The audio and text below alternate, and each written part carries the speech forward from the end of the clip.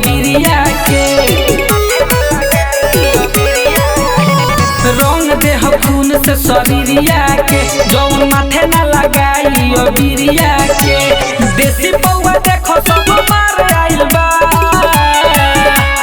करेला भाषण रंगदार आइल बा हाथावा में लेके होठियार आइल बा करेला भाषण रंगदार आइल बा हाथावा में लेके होठियार आइल बा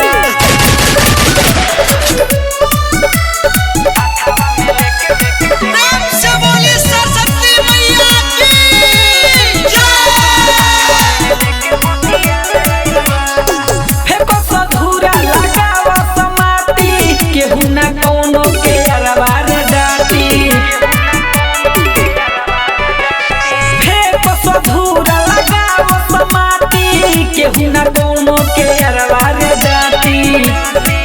सप्तमी के लड़का खून खार भइल बा करेला भाषण रंगदार आइल बा हाथावा में लेके होठियार आइल बा करेला भाषण रंगदार आइल बा हाथावा में लेके होठियार आइल बा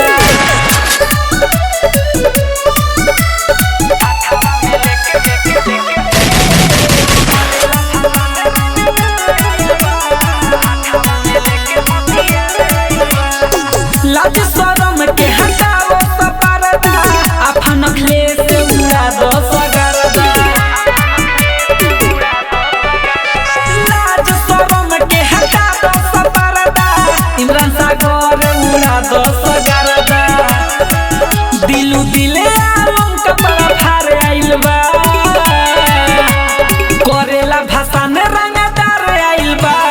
हाथावा में लेके होठियार आइल बा करेला भाषण रंगदार आइल बा